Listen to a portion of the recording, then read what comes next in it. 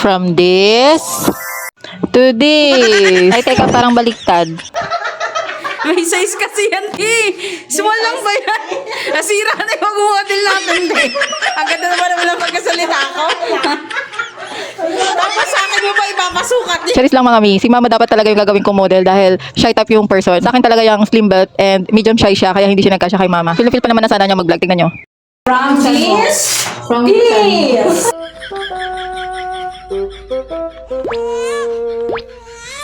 Meron kayo isa.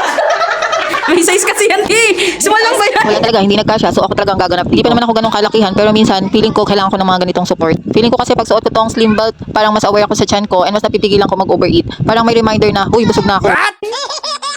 Uy, true yan mga mi ah. Ilang days na lang New Year na. Kaya kung naghahanap kayo ng pang-support sa New Year's resolution nyo, ito na yun. Hindi man instant pumayat pero malaking tulong siya para maging conscious tayo sa katawan natin. Perfect to suotin habang naglilinis ng bahay, nagwo-workout or kahit chill lang sa bahay. Pero, disclaimer lang ulit mga mi, nakakaplat ng tiyan ito temporarily dahil may compression and mas mukhang maliit yung puson natin habang suot natin siya. Pero hindi to magic mga mi. Hindi siya direktang nagpapalit ng puson o nagsusunog ng taba by itself. Pag tinanggal mo, babalik din yung shape syempre. Kung walang lifestyle support, anong gagawin? Mas effective to kung syempre sasabayan natin ng tamang kain, small portion lang and yung mga healthy foods, maraming water and syempre may galaw-galaw din, exercise tayo mga mi. Consistent dapat sa paggamit.